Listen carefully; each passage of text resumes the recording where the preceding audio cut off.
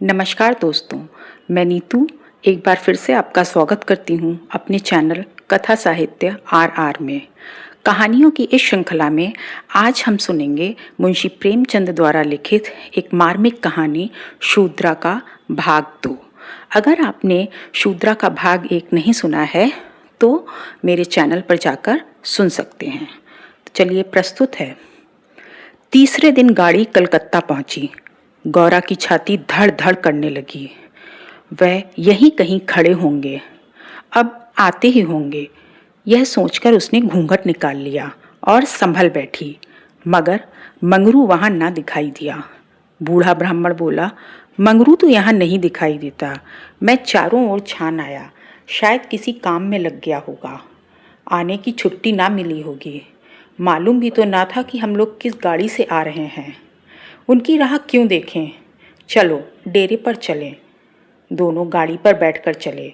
गौरा कभी तांगे पर सवार ना हुई थी। उसे गर्व हो रहा था कि कितने ही लोग पैदल जा रहे हैं, मैं तांगे पर बैठी हूँ। एक क्षण में गाड़ी मंगरू के डेरे पर पहुँच गई। एक विशाल भवन था, अहाता साफ सुथरा, साइबान में फूलों के गमले रखे हुए थे।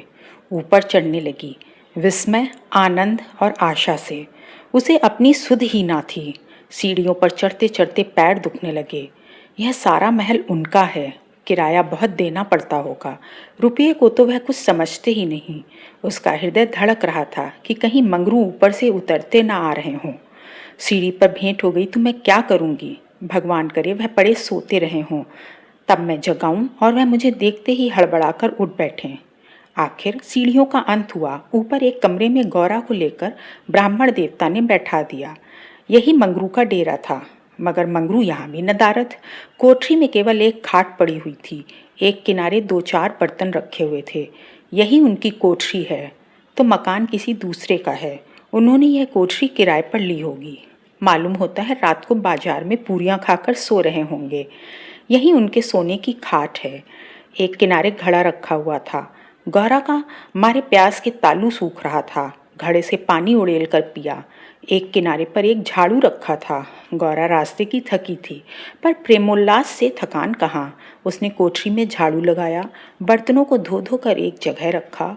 कोठरी की एक एक वस्तु, यहाँ तक कि उसकी फर्श और दीवारों में उसे आत्मीयता की झलक दिखाई देती थी। उस घर में भी जहाँ उसने अपने जीवन के 25 वर्ष काटे थे, उसे अधिकार का ऐसा गौरवयुक्त आनंद ना प्राप्त हुआ था। मगर उस कोठरी में बैठे बैठे उसे संध्या हो गई और मंगरू का कहीं पता नहीं। अब छुट्टी मिली होगी। सांझ को सब जगह छुट्टी होती है। अब वह आ रहे होंगे। मगर बूढ़े बाबा ने उनसे कह तो दिया ही होगा, पर क्या अपने साहब से थोड़ी देर की छुट्टी ना ले सकते थे। कोई बात होगी तभी तो नहीं आए। अंधेरा हो गया। कोठरी में दीपक न था। गौरा द्वार पर खड़ी पति की बाट देख रही थी। जाने पर बहुत से आदमियों के चढ़ने उतरने की आहट मिलती थी। बार बार गौरा को मालूम होता था कि वह आ रहे हैं, पर इधर कोई नहीं आता था। 9 बजे बूढ़े बाबा आए। गौरा ने समझा मंगरू है। झटपट कोठरी के बाहर निकल आई। देखा तो ब्राह्मण। बोली, वह कहाँ रह गए। बूढ़ा, उनकी तो यहाँ से बदली हो गई। दफ्तर में गया था तो मालूम हुआ कि वह अपने साहब के साथ यहाँ से कोई 8 दिन की राह पर चले गए। उन्होंने साहब से बहुत हाथ पैर जोड़े कि मुझे 10 दिन की मोहलत दे दीजिए, लेकिन साहब ने एक न मानी।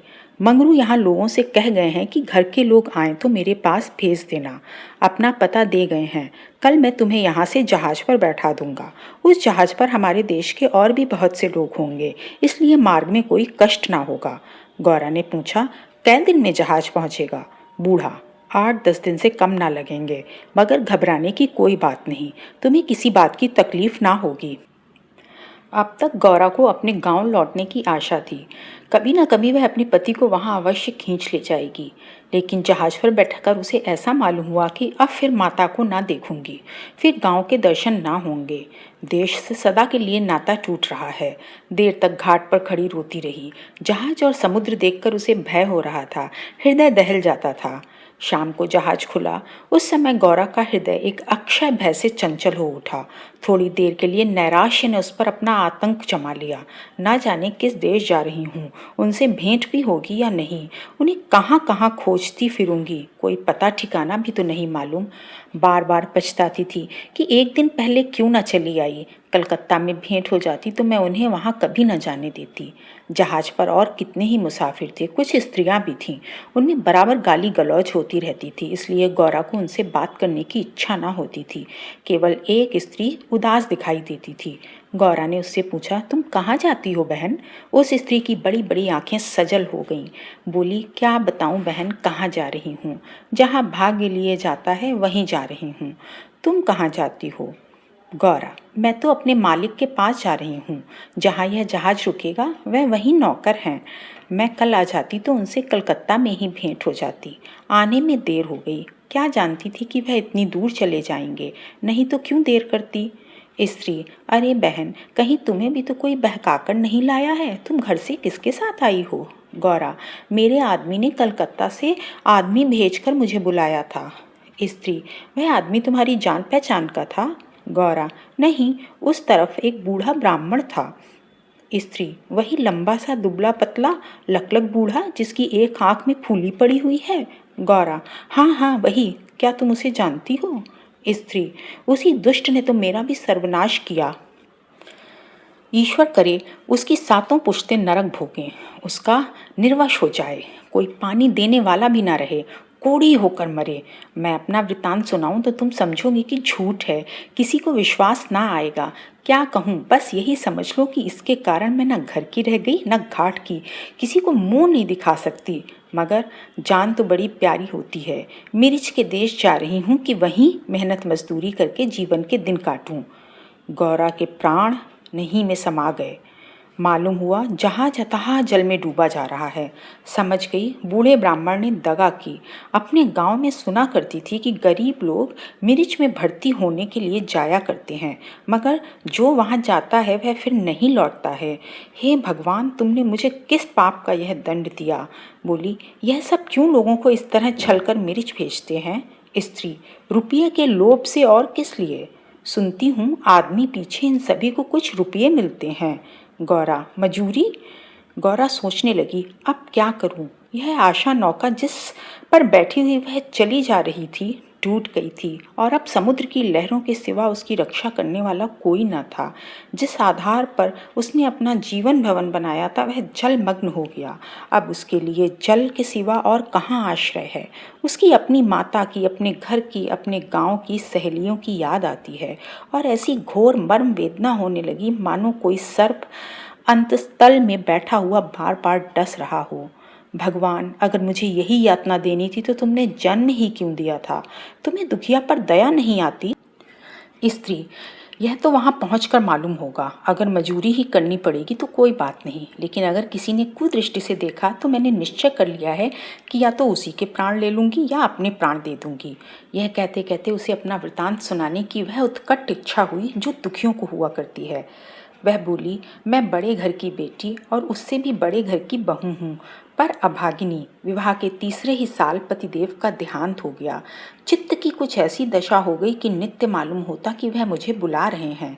पहले तो आंख झपकते ही उनकी मूर्ति सामने आ जाती थी, लेकिन फिर तो यह दशा हो गई कि जागृत दशा में भी रह रहकर उनके दर्शन होने लगे। बस यही जान पड़ता था कि वह साक्षात खड़े बुला रहे हैं। किसी से शर्म के मारे कहती ना थी, पर मन में यह शंका होती थी कि जब उनका देहावसान हो गया है तो वह मुझे दिखाई कैसे देते हैं। मैं इसे भ्रांति समझकर चित्त को शांत ना कर सकती थी। मन कहता था, जो वस्तु प्रत्यक्ष दिखाई देती है वह मिल क्यों नहीं सकती? केवल वह ज्ञान चाहिए। साधु महात्माओं के सिवा ज्ञान और कौन दे सकता है? मेरा तो अब भी विश्वास है कि अभी ऐसी क्रियाएं हैं जिनसे हम मरे हुए प्राणियों से बातचीत कर सकते हैं, उनको स्थूल रूप में देख सकते हैं। महात्माओं की खोज में रहने लगी। मेरे यहाँ अक्सर साधु संत आते थे, उनसे एकांत में इस विषय में बात किया करती थी, पर वे लोग सदुपदेश देकर मुझे टाल देते थे। मुझे सदुपदेशों की जरूरत ना थी। मैं वैधव्य धर्म खूब जानती थी। मैं तो यह ज्ञान चाहती थी जो जीवन और मरण के बीच का पर्दा उठा दे। 3 साल तक मैं इसी खेल में लगी रही। 2 महीने होते हैं वही बूढ़ा ब्राह्मण सन्यासी बना हुआ मेरे यहाँ जा पहुँचा। मैंने इससे वही भिक्षा मांगी। इस धूर्त ने कुछ ऐसा मायाजाल फैलाया कि मैं आंखें रहते हुए भी फंस गई। अब सोचती हूँ तो अपने ऊपर आश्चर्य होता है कि मुझे उसकी बातों पर इतना विश्वास क्यों हुआ। मैं पति दर्शन के लिए सब कुछ झेलने को, सब कुछ करने को तैयार थी। इसने रात को अपने पास बुलाया। मैं घर वालों से पड़ोसी के घर जाने का बहाना करके इसके पास गई। एक पीपल से इसकी धुई जल रही थी। उस विमल चांदनी में यह जटाधारी ज्ञान और योग का देवता सा मालूम होता था। मैं जाकर धुई के पास खड़ी हो गई। उस समय यदि बाबा जी मुझे आग में कूद पड़ने की आज्ञा देते तो मैं तुरंत कूद पड़ती। इसने मुझे बड़े प्रेम से बिठाया और मेरे सिर पर हाथ रखकर ना जाने क्या कर दिया कि मैं बेसुध हो गई। फिर मुझे कुछ नहीं मालूम कि मैं कहाँ गई, क्या हुआ। जब मुझे होश आया तो मैं रेल पर सवार थी। जी में आया कि चिल्लाऊं, पर यह सोचकर कि अब गाड़ी रुक भी गई और मैं उतर भी पड़ी तो घर में घुसने ना पाऊंगी, मैं चुपचाप बैठी रह गई। मैं परमात्मा की दृष्टि से निर्दोष थी, पर संसार की दृष्टि में कलंकित हो चुकी थी। रात को किसी युवती का घर से निकल जाना कलंकित करने के लिए काफ़ी था। जब मुझे मालूम हो गया कि सब मुझे टापू में भेज रहे हैं तो मैंने जरा भी आपत्ति नहीं की। मेरे लिए अब सारा संसार एक सा है। जिसका संसार में कोई ना हो उसके लिए देश परदेश दोनों बराबर हैं। हाँ, यह पक्का निश्चय कर चुकी हूँ कि मरते दम तक अपने सत की रक्षा करूँगी। विधि के हाथ में मृत्यु से बढ़कर कोई यातना नहीं। विधवा के लिए मृत्यु का क्या भय, उसका तो जीना और मरना दोनों बराबर है। बल्कि मर जाने से जीवन की विपत्तियों का तो अंत हो जाएगा। गौरा ने सोचा, इस स्त्री में कितना धैर्य और साहस है। फिर मैं क्यों इतनी कातर और निराश हो रही हूँ। जब जीवन की अभिलाषाओं का अंत हो गया तो जीवन के अंत का क्या डर। बोली, बहन, हम और तुम एक जगह रहेंगी। मुझे तो अब तुम्हारा ही भरोसा है। स्त्री ने कहा, भगवान का भरोसा रखो और मरने से मत डरो। सघन अंधकार छाया हुआ था। ऊपर काला आकाश था, नीचे काला जल। गौरा आकाश की ओर ताक रही थी, उसकी संगिनी जल की ओर। उसके सामने आकाश के कुसुम थे। उसके चारों ओर अनंत अखंड अपार अंधकार था। जहाज से उतरते ही एक आदमी ने यात्रियों के नाम लिखने शुरू किए। इसका पहनावा तो अंग्रेजी था, पर बातचीत से हिंदुस्तानी मालूम होता था। गौरा सिर झुकाए अपनी संगिनी के पीछे खड़ी थी। उस आदमी की आवाज़ सुनकर वह चौंक पड़ी। उसने दबी आंखों से उसकी ओर देखा। उसके समस्त शरीर में सनसनी दौड़ गई। क्या स्वप्न तो नहीं देख रही हूँ। आंखों पर विश्वास न आया। फिर उस पर निगाह डाली। उसकी छाती वेग से धड़कने लगी, पैर थर-थर कांपने लगे। ऐसा मालूम होने लगा मानो चारों ओर जल ही जल है और उसमें वह बही जा रही है। उसने अपनी संगिनी का हाथ पकड़ लिया, नहीं तो जमीन में गिर पड़ती। उसके सम्मुख वही पुरुष खड़ा था जो उसका प्राणधार था और जिससे इस जीवन में भेंट होने की उसे लेशमात्र भी आशा न थी। यह मंगरू था, इसमें जरा भी संदेह न था। हाँ, उसकी सूरत बदल गई थी। यौवन काल का वह कांतिमय साहस सदैव छवि नाम को भी ना थी। बाल खिचड़ी हो गए थे, गाल पिचके हुए, लाल आंखों से कुवासना और कठोरता झलक रही थी, पर था वह मंगरू। गौरा की जी में प्रबल इच्छा हुई कि स्वामी के पैरों से लिपट जाऊं। चिल्लाने को जी चाहा, पर संकोच ने मन को रोका। बूढ़े ब्राह्मण ने बहुत ठीक कहा था। स्वामी ने अवश्य मुझे बुलाया था और आने से पहले यहाँ चले आए। उसने अपनी संगिनी के कान में कहा, बहन, तुम उस ब्राह्मण को व्यर्थ ही बुरा कह रही हो। यही तो वह है जो यात्रियों के नाम लिख रहे हैं। स्त्री, सच खूब पहचानी हो। गौरा, बहन, क्या इसमें भी हो सकता है। स्त्री, तब तो तुम्हारे भाग जग गए, मेरी भी सुध लेना। गौरा, भला बहन, ऐसा भी हो सकता है कि मैं तुम्हें यहाँ छोड़ दूँ। मंगरू यात्रियों से बात बात पर बिगड़ता था, बात बात पर गालियां देता था। कई यात्रियों को ठोकर मारी और कई को केवल गांव का जिला ना बता सकने के कारण धक्का देकर गिरा दिया। गौरा मन ही मन गड़ी जाती थी। साथ ही अपने स्वामी के अधिकार पर उसे गर्व भी हो रहा था। आखिर मंगरू उसके सामने आकर खड़ा हो गया और कुचेष्टापूर्ण नेत्रों से देखकर बोला, तुम्हारा नाम क्या है। गौरा ने कहा, गौरा। मंगरू चौंक पड़ा, फिर बोला, घर कहाँ है। मदनपुर, जिला बनारस। यह कहते कहते हंसी आ गई। मंगरू ने अब की उसकी ओर ध्यान से देखा, तब लपक कर उसका हाथ पकड़ लिया और बोला, गौरा, तुम यहाँ कहाँ, मुझे पहचानती हो। गौरा रो रही थी, मुंह से बात ना निकली। मंगरू फिर बोला, तुम यहाँ कैसे आई। गौरा खड़ी हो गई, आंसू पोंछ डाले और मंगरू की ओर देखकर बोली, तुम्ही ने तो बुला भेजा था। मंगरू, मैं तो 7 साल से यहाँ हूँ। गौरा, तुमने उस बूढ़े ब्राह्मण से मुझे लाने को नहीं कहा था। मंगरू, कह तो रहा हूँ मैं 7 साल से यहाँ हूँ, मरने पर ही यहाँ से जाऊँगा, भला तुम्हें क्यों बुलाता। गौरा को मंगरू से इस निष्ठुरता की आशा न थी। उसने सोचा, अगर यह सत्य भी हो कि इन्होंने मुझे नहीं बुलाया तो भी इन्हें मेरा यूं अपमान नहीं करना चाहिए था। क्या वह समझते हैं कि मैं इनकी रोटियों पर आई हूँ? नारी सुलभ अभिमान से गर्दन उठाकर उसने कहा, तुम्हारी इच्छा हो तो अब यहाँ से लौट जाऊं, तुम्हारे ऊपर भार बनना नहीं चाहती। मंगरू कुछ लज्जित होकर बोला, अब तुम यहाँ से लौट नहीं सकती गौरा, यहाँ आकर बिरला ही कोई लौटता है। यह कहकर वह कुछ देर चिंता में मग्न खड़ा रहा, मानो संकट में पड़ा हुआ हो कि क्या करना चाहिए। उसकी कठोर मुखाकृति पर दीनता का रंग झलक पड़ा। तब कातर स्वर से बोला, जब आ ही गई हो तो रहो, जैसी कुछ पड़ेगी देखा जाएगा। गौरा, जहाज फिर कब लौटेगा? मंगरू, तुम यहाँ से 5 बरस के पहले नहीं जा सकती। गौरा, क्यों, क्या कुछ जबरदस्ती है? मंगरू, हाँ, यही का ये हुक्म है। गौरा, तो फिर मैं अलग मजूरी करके अपना पेट पालूंगी। मंगरू ने सजल नेत्र होकर कहा, जब तक मैं जीता हूँ तुम मुझसे अलग नहीं रह सकती। गौरा, तुम्हारे ऊपर भार बनकर ना रहूंगी। मंगरू, मैं तुम्हें भार नहीं समझता गौरा, लेकिन यह जगह तुम जैसी देवियों के रहने लायक नहीं है, नहीं तो अब तक मैंने तुम्हें कब का बुला लिया होता। वही बूढ़ा आदमी जिसने तुम्हें बहकाया मुझे घर से आते समय पटना में मिल गया और झांसा देकर मुझे यहाँ भर्ती कर दिया, तब से यहीं पड़ा हुआ हूँ। चलो मेरे घर में रहो, वहाँ बातें होंगी। यह दूसरी औरत कौन है? गौरा, यह मेरी सखी है, इन्हें भी बूढ़ा बहका कर लाया है। मंगरू, यह तो किसी कोठी में जाएंगी, इन सब आदमियों की बांट होगी, जिसके हिस्से में जितने आदमी आएंगे उतने हर एक कोठी में भेजे जाएंगे। गौरा, यह तो मेरे साथ रहना चाहती हैं। मंगरू, अच्छी बात है, इन्हें भी लेती चलो। यात्रियों के नाम तो लिखे जा चुके हैं। मंगरू ने उन्हें एक चपरासी को सौंपकर दोनों औरतों के साथ घर की राह ली।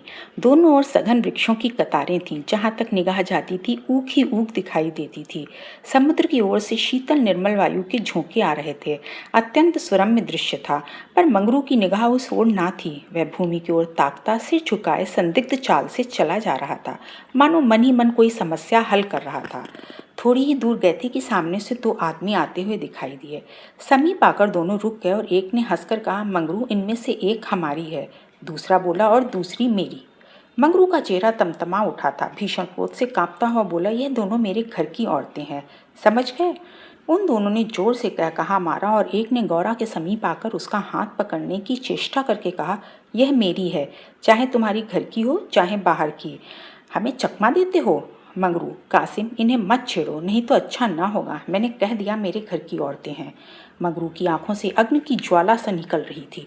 वह दानों के उसके मुख का भाव देखकर कुछ सहम गए और समझ लेने की धमकी देकर आगे बढ़ गए, किंतु मंगरू के अधिकार क्षेत्र से बाहर पहुंचते ही एक ने पीछे से ललकार कर कहा, देखें कहाँ लेके जाते हो। मंगरू ने उधर ध्यान नहीं दिया, जरा कदम बढ़ाकर चलने लगा। गौरा ने कहा, ये दोनों बड़े शोहदे थे। मंगरू, और मैं किस लिए कह रहा हूँ कि यह जगह तुम दोनों स्त्रियों के रहने लायक नहीं है। सहसा दानी तरफ से एक अंग्रेज घोड़ा दौड़ता हुआ आ पहुँचा और मंगरू से बोला, वेल जमादार, ये दोनों औरतें हमारी कोठी में रहेगा, हमारे कोठी में कोई औरत नहीं है। मंगरू ने दोनों औरतों को अपने पीछे कर लिया और सामने खड़ा होकर बोला, साहब, ये दोनों हमारे घर की औरतें हैं। साहब, ओहो, तुम झूठा आदमी, हमारे कोठी में कोई औरत नहीं और तुम 2 को ले जाएगा, ऐसा नहीं हो सकता। गौरा की ओर इशारा करके उसने कहा, इसको हमारी कोठी पर पहुंचा दो। मंगरू ने सिर से पांव तक कांपते हुए कहा, ऐसा नहीं हो सकता। मगर साहब आगे बढ़ गया था, उसके कान में बात ना पहुंची। उसने हुक्म दे दिया था और उसकी तामील करना जमादार का काम था। मंगरू ने सिर से पैर तक कांपते हुए कहा, ऐसा नहीं हो सकता। मगर साहब आगे बढ़ गया था, उसके कान में बात ना पहुंची। उसने हुक्म दे दिया था और उसकी तामील करना जमादार का काम था। शेष मार्ग निर्विघ्न समाप्त हुआ। आगे मजूरों के रहने के मिट्टी के घर थे। द्वारों पर स्त्री पुरुष जहाँ तहाँ बैठे हुए थे। सभी इन दोनों स्त्रियों की ओर घूरते थे और आपस में इशारे करते हंसते थे। गौरा ने देखा, उनमें छोटे बड़े का लिहाज नहीं है, ना किसी की आंखों में शर्म है। एक ने हाथ पर चिलम पीते हुए अपनी पड़ोसिन से कहा, 4 दिन की चांदनी फिर अंधेरी रात। दूसरी अपनी चोटी गूंथती हुई बोली, कलोर है ना। धन्यवाद दोस्तों। आज की वीडियो में बस इतना ही, क्योंकि कहानी काफ़ी लंबी हो गई है। तो दोस्तों, अगर आपको कहानी पसंद आई हो तो लाइक करें, सब्सक्राइब करें। मिलते हैं भाग 3 के साथ अगले वीडियो में। Bye bye.